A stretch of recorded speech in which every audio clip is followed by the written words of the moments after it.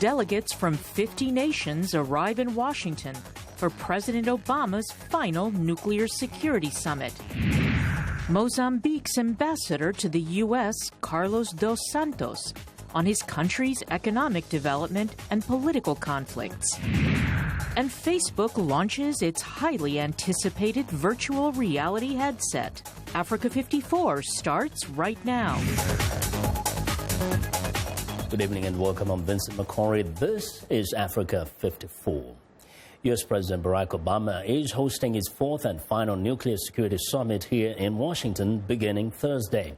Delegations from 50 countries, including the African nations, Nigeria, Egypt, Algeria, Morocco, and Gabon, are arriving for the conference that will focus in part on keeping nuclear-making materials out of the hands of terrorists or other individuals with malicious intentions. The U.S. says it's regrettable that Russia has decided not to participate in the summit.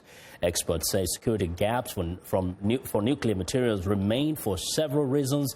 There is no international framework to monitor them. Some countries are unwilling to open up supplies intended for commercial use, and some militaries have been unable to agree on how to deal with their nuclear material. Among the groups President Obama is expected to meet with during the summit, the International Atomic Energy Agency and Interpol, to discuss advancing nuclear security cooperation. Well, VOA White House correspondent Mary Alice Salinas has this preview of the two-day summit.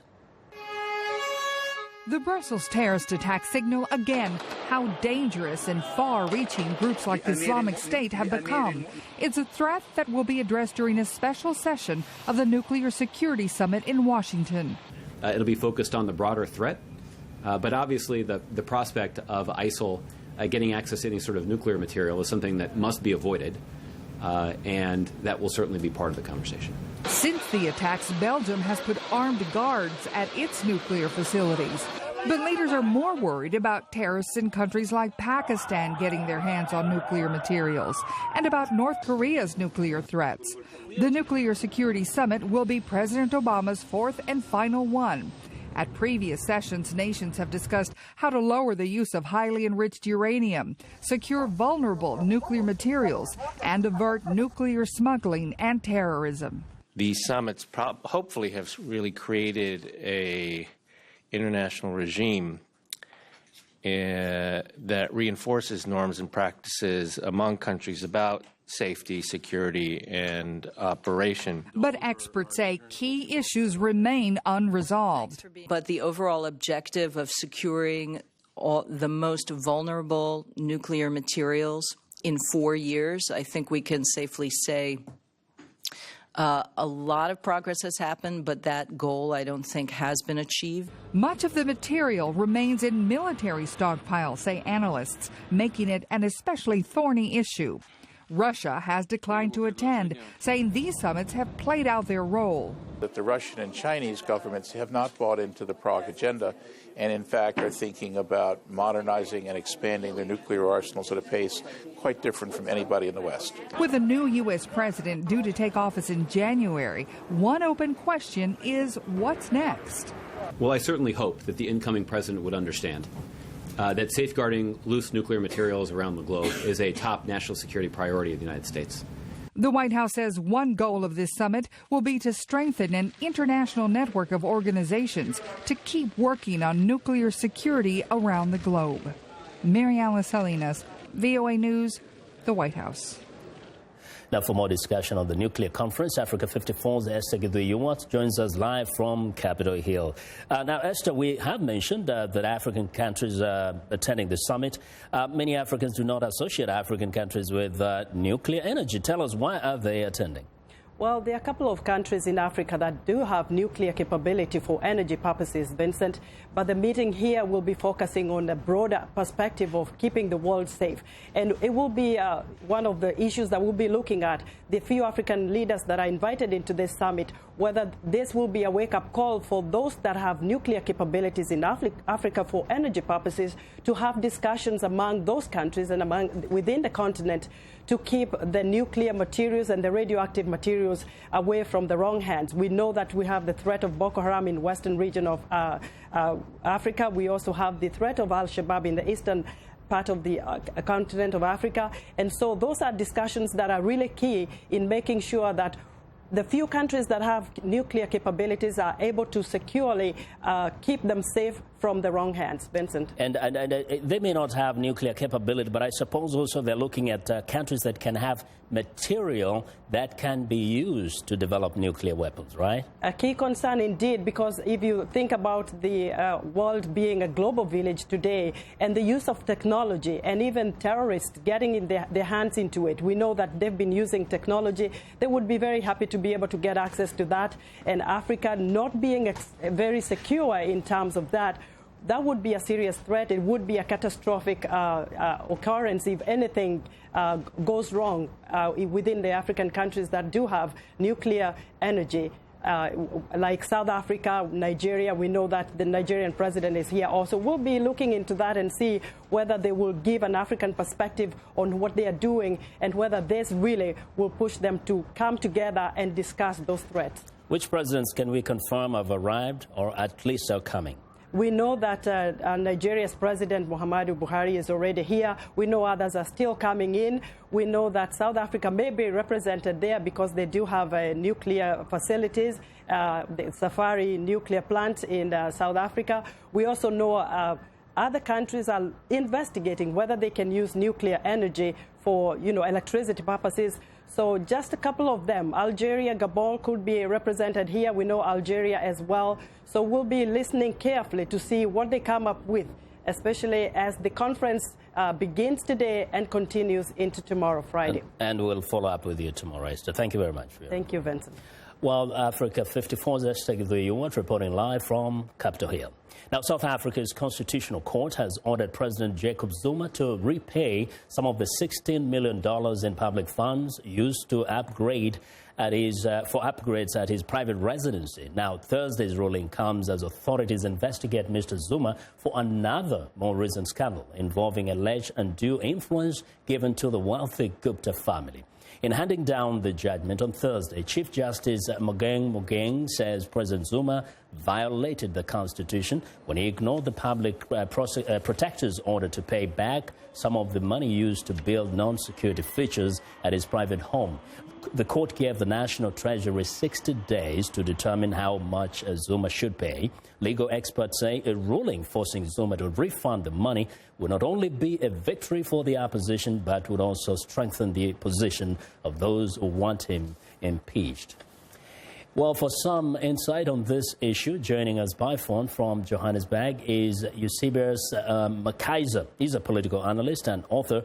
Mr. Makaiser, welcome to Africa 54. Good day, Vincent. It's a pleasure to be on your show. Yes. Now, we know that this has been long coming. What does this say to the office of the public protector? Is that such a big victory, right?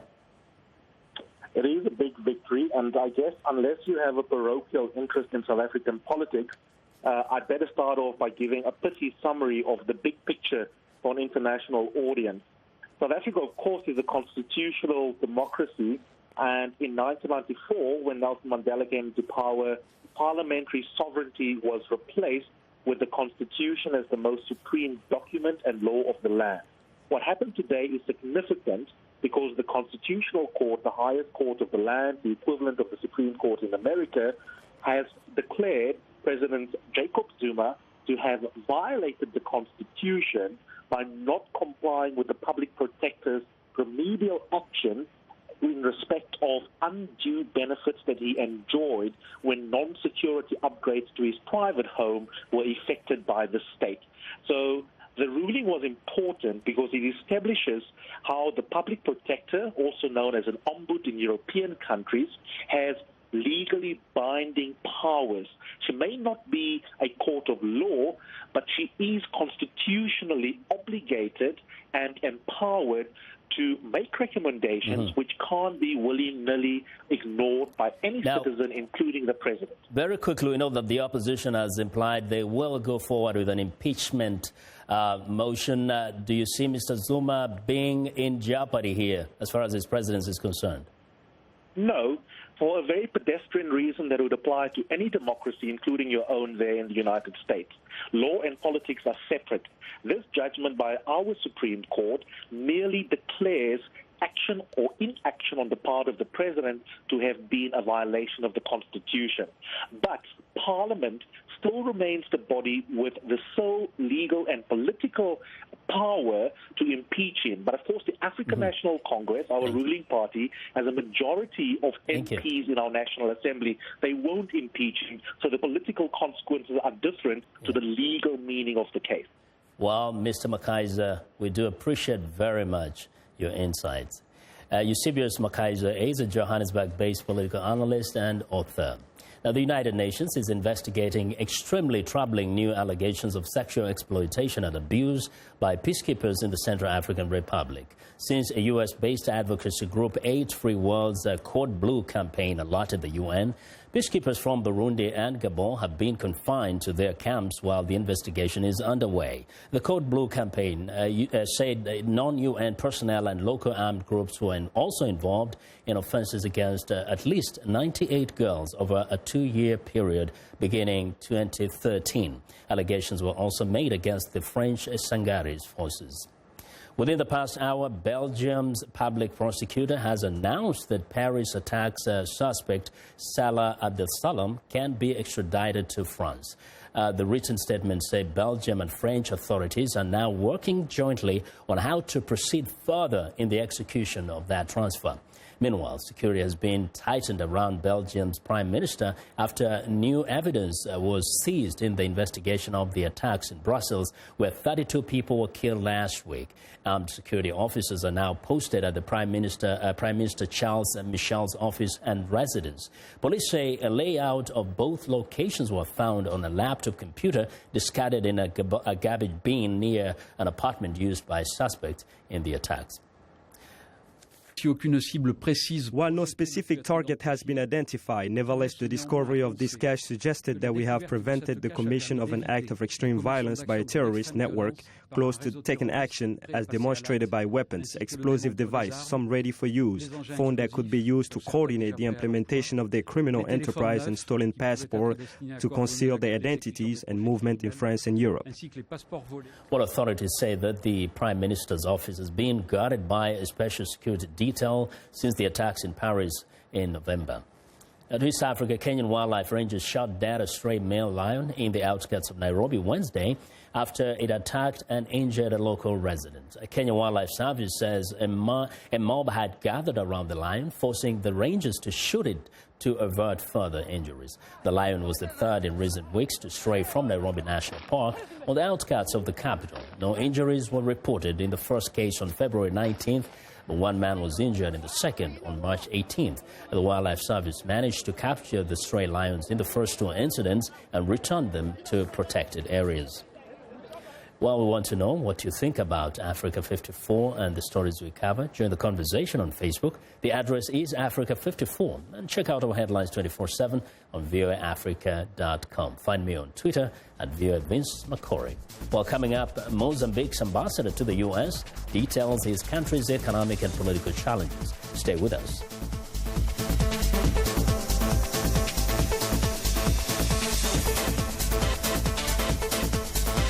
Where does the Zika virus come from, and how many people around the world are affected? I am Dr. Ruiz. The Zika virus is an emerging mosquito-borne virus, and the World Health Organization has declared the Zika epidemic a global emergency. Over 20 countries have reported the disease, and there is no cure. Among the symptoms are fever, rash, and redness of the eyes. Anyone with symptoms should get plenty of rest, drink fluids, and treat symptoms with over-the-counter medicines. Learn the facts about Zika. Education is your first line of defense.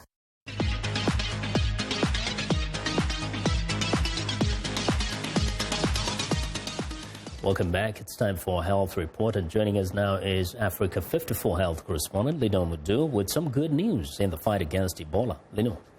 The World Health Organization says the West Africa Ebola outbreak no longer constitutes a threat to international public health. The WHO says all original chains of virus transmission of Ebola have now ended. The organization declared an end to a nearly 20-month emergency that has killed over 11,000 people in Guinea, Liberia, and Sierra Leone. However, new clusters of infections continue to occur due to reintroductions of the virus.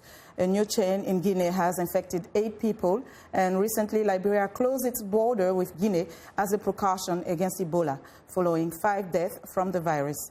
Dr. Bruce Elwood is Executive Director of the WHO's Outbreaks and Health Emergencies. Now, the original transmission chains that were ongoing at the time the FIC was declared and subsequent to that, these have been stopped, meaning the countries have met the criteria of a 42-day observation period after the last case twice tested negative, and then an additional enhanced surveillance period of a further 90 days.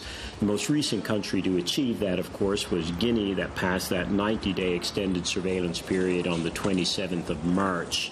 What's happening right now in Guinea is a new cluster or little outbreak related to a reintroduction from the survivor population. So this in some ways is distinct and is one of the ongoing risks that have to be managed as the outbreak is brought to its complete conclusion.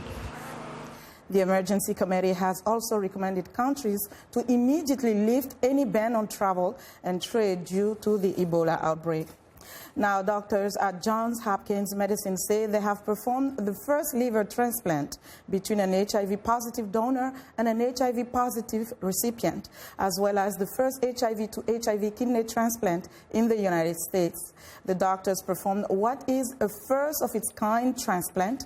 They say these surgeries could not be performed until an old law preventing doctors from using organs from HIV-infected patients was changed. But now the doctors say patients will have better odds of survival, and instead of having a very high risk of death on the waiting list, well, every potential HIV-positive donor is contributing to potential lives saved. The kidney transplant patient is already at home, but doctors say both individuals will be monitored carefully over the next few months. Now, mothers in Kenya are encouraged to maintain skin-to-skin contact with the preterm babies, a cheaper alternative to incubators. Here at the Kenyatta National Hospital's newborn unit, mothers hold fast to their infants. It is the unique kangaroo technique. Florence Ogongo is the assistant chief nurse in charge of the newborn unit at KNH. Kangaroo mother care is a concept whereby the newborn preterm is placed on the mother's abdomen between the breasts on direct skin to skin and then covered or wrapped around the mom. The reason behind this concept is to provide warmth to what we refer to as neutral temperature. The concept was introduced at the hospital more than 10 years ago to facilitate growth and development of preterm babies. It is free of charge. The cheapest incubator goes for about $10,000, making it hard to cater for the needs of all preterm newborns. With a bed capacity of 55, mothers hope to spend as much time as they can with their babies. Mary Chabari, Kangaroo Care, delivered her baby at 7 months. He weighed 1.1 kilos. The baby gains weight, the baby feels my warmth. Due to the bond the baby has with his mother, he learns how to breastfeed fast. Although it's viewed as a motherly duty, fathers too can participate, as we learn from Jafet Karani, who is a nurse here. The father is very important in doing kangaroo father care. There are traditional beliefs that men are not supposed to take care of their young ones, especially the very young ones. The World Health Organization says Nigeria and Democratic Republic of the Congo rank top in the list of African countries with the highest preterm birth at more than 98,000 and more than 40,000 respectively. Preterm delivery is on the rise. This is what it's indicating. Reasons we really don't know, and we are still looking around, and maybe somebody will do a research to find out exactly why. Studies have concluded that the kangaroo mother care is as safe and effective as an incubator. Some experts even say it could be a better alternative to incubators for stable young ones. Kangaroo mother care reduces the hospital stay of an infant as they can be discharged when the baby is 1.7 kilograms. As the kangaroo mother care concept gains more ground in the country, mothers hope their babies will develop faster and healthier. And that's our Africa Health Report for today, Vincent. Well, Lino, thank you very much. And be sure to watch for Lino Mudu every Tuesday and Thursday for the latest health news in Africa, right here on Africa 54.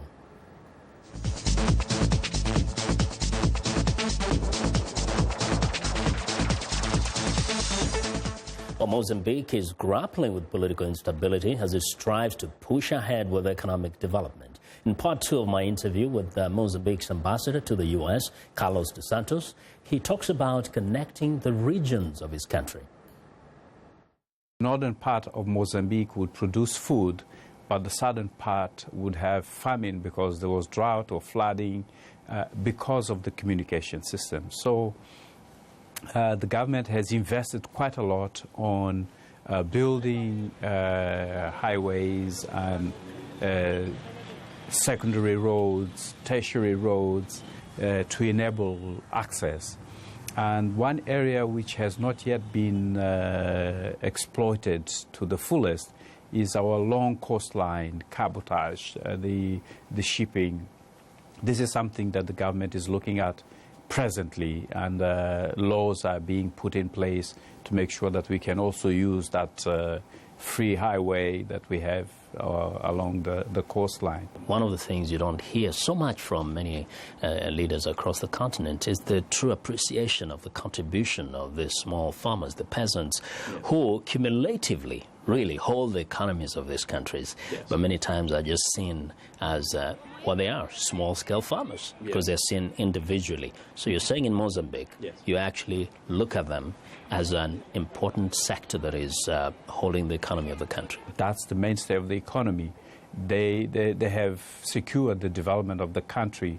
They have secured food security for themselves and for others. If you have produced enough, you feed the family. If the other ones produced enough, that year helps to feed the family. And those living in the cities, they go back and get those products. Yeah, but I want to talk about something else. One of the things that has impressed me about Mozambique is about this particular strategy you have is called the Regional Spatial Development Initiative Programs, RSDIP, and the Growth Poles, GP. Tell us a little bit about it, because I think it is a unique strategy for economic growth in any country. The governments of the region have thought it proper to collaborate to develop corridors that will allow flows of goods and services, but also develop the region where these corridors are happening. And the one specific example of the spatial development is between Mozambique, South Africa, and Swaziland. And that project has allowed excellent interaction and cooperation between the three countries and the three communities living in the border areas, but not only. It has allowed easy access for Swaziland to our ports and through the communication routes, and also South Africa, the northern part of South Africa, through the Maputo corridor. Now, we know that every country has a few challenges they have to deal with. While you are pushing forth with the development of the country, there are tensions still in the country, knowing that the opposition group, Renamo, has refused to endorse the government that won the elections, and this has caused a little bit of concern, or a lot of concern actually, to many other people who are looking into Mozambique. What is the status of things right now? The government and the President of the Republic, His Excellency President Philip Nyusi, has said and continues to say that he wants to find a solution through dialogue. and he has invited the leader of Renamo to come out of the bush and continue a dialogue that had started already. Well, Mozambique ambassador to the U.S., Carlos dos Santos. Well, it's time now for a short break. Still to come on Africa 54. The wait is over. Virtual reality has arrived. We'll be right back.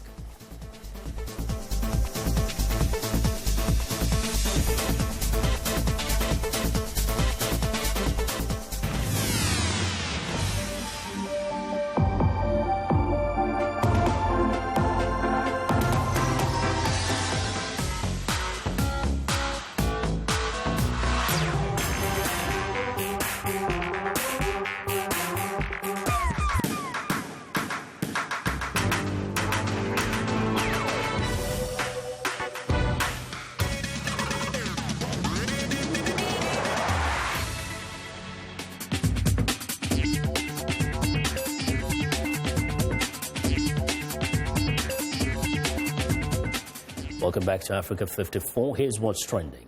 Virtual reality is a reality, but maybe only for truly devoted gamers.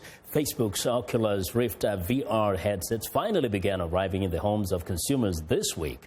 The $600 price tag and the expensive high-powered computer needed to run the high-end graphics will keep it from being a truly mainstream product.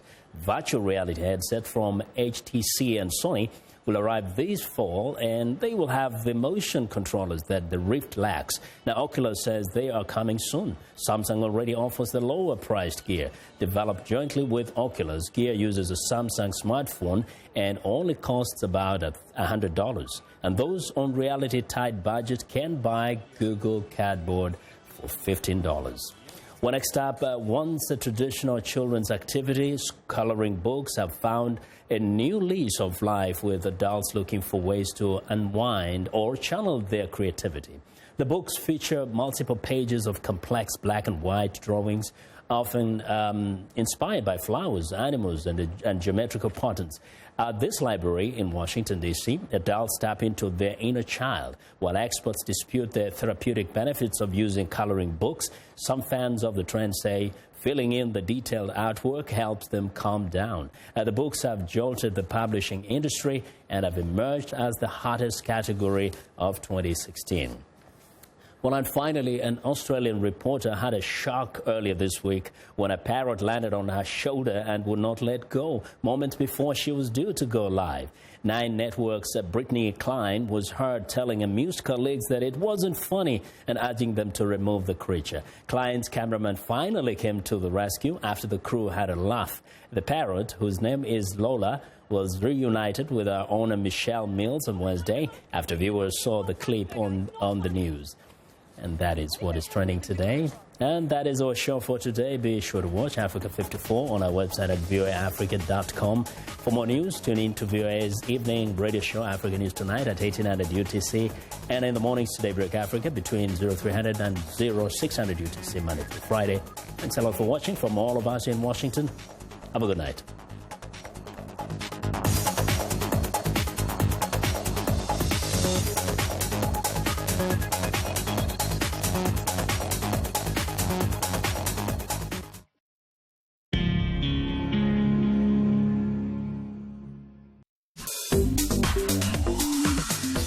Welcome to English in a Minute.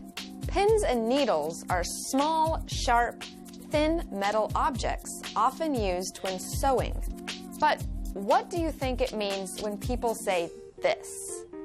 On pins and needles. Oh, hi. Hey, how did your audition go last weekend? I think it went okay, but I won't hear back from the casting director until the middle of next week. Oh, the waiting game is the worst. Got that right. I'm going to be on pins and needles until I get that phone call. If someone is on pins and needles, they are very nervous or anxious. It is usually used to describe someone who is waiting to hear news about something really important to them. It is hard to relax if you are on pins and needles. And that's English in a Minute.